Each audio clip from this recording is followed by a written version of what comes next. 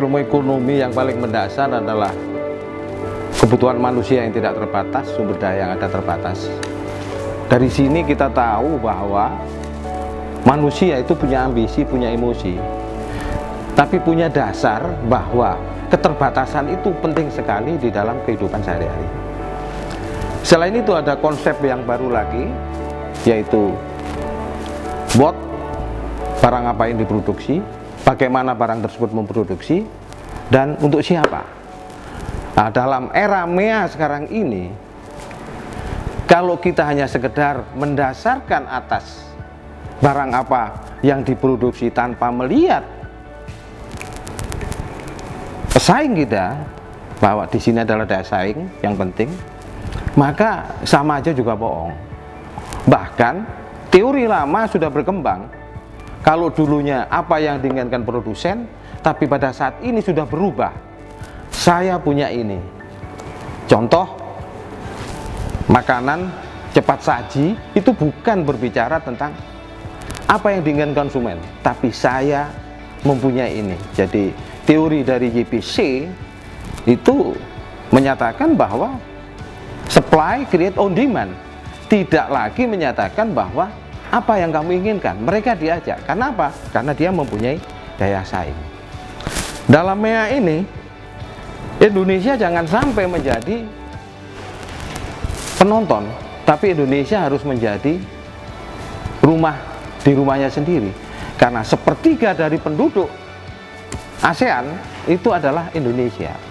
Jadi Indonesia betul-betul seperti gadis cantik, yang nantinya kalau ini tidak dimanage dengan baik, maka Indonesia akan menjadi penonton. Salah satu yang bisa kita kembangkan di dalam MEA ini adalah wisata. Kenapa? Karena wisata tidak mempunyai daya saing, baik wisata budaya, wisata alam, atau wisata-wisata yang lain. Permasalahan yang terjadi adalah kemasan dari pariwisata Indonesia yang belum seperti yang diharapkan. Tidak ada Surabaya, Bali misalnya, harus lewat dulu ke Jember, ke Banyuwangi, tidak ada. Langsung dari Surabaya ke Bali. Ini yang jadi masalah. Sehingga dengan adanya itu, maka masyarakat yang lain tidak akan kebagian yang sebenarnya itu bisa dinikmati bersama. Pada kurun waktu yang sama, keluarnya Undang-Undang Nomor 6 tahun 2015 tentang desa, yang secara historis desa adalah merupakan ujung tombak dari pemerintahan. Selama sekian puluh tahun, kalau boleh saya katakan selama otonomi daerah, secara teoritis bahwa pembangunan ekonomi dasarnya adalah bottom up, tetapi fakta yang terjadi adalah top down. Nah, dengan keluarnya Undang-Undang Nomor 6 tahun 2015 tentang otonomi desa, yang sebenarnya bukan otonomi desa tapi alokasi dana desa, tetapi orang menyebutnya otonomi desa. Desa mempunyai kewenangan penuh untuk membangun desanya, dan mereka memperoleh anggaran dari pemerintah sehingga dia mampu melaksanakan kegiatan-kegiatan yang tadinya dilaksanakan oleh SKPD, maka sekarang dilaksanakan oleh desa. Apa dampaknya? Apabila ini dilaksanakan dengan betul, maka desa akan berkembang dengan pesat, UMKM akan berkembang dengan pesat, maka ekonomi kerakyatan akan berjalan seperti yang diharapkan. Sehingga maka yang tadinya pembangunan didasarkan atas top down, dalam prakteknya bottom up akan berjalan seperti apa yang saya katakan. Saya ulangi bahwa bukan Undang-Undang Nomor 6 tahun 2015, tapi Undang-Undang Nomor 6 tahun 2014. Di situ pembangunan sesuai dengan prakarsa masyarakat, adat istiadat berkembang, diharapkan berkembang, hak tradisional diakui, Sehingga apabila desa itu bisa berkembang dengan pesat, maka perputaran uang tidak lagi berada di kota, tapi perputaran uang akan berada di desa. Dengan demikian, maka added value pasti akan terjadi di desa. Permasalahan yang terjadi adalah, apakah yang tadinya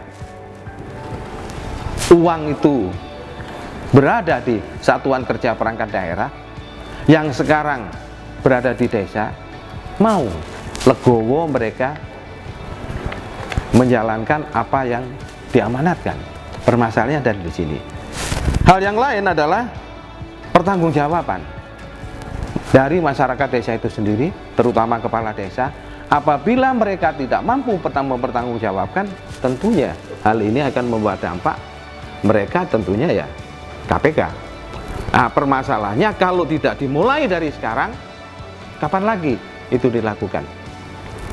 Sehingga dengan berjalan waktu, maka saya yakin bahwa ekonomi kerakyatan akan berjalan sebagaimana mestinya, meskipun ini baru 1 tahun, di mana otonomi daerah sudah berjalan 15 tahun, dan tahun yang ke-16 maka otonomi desa berjalan. Selama 15 tahun MDGs telah berjalan. 8 sasaran yang ingin dicapai dari MDGs tadi. Nah, dan sekarang ini sudah berkembang, tidak lagi MDGs, melainkan kita sudah Sustainability Development Goal, sudah SDGs yang sasarannya lebih banyak lagi, yaitu 17. Namun ada persamaan antara MDGs dan SDGs di sini, Sustainability Development Goal, yaitu tentang pengentasan kemiskinan, menghilangkan kemiskinan. Itu yang paling utama di dalam MDGs maupun SDGs.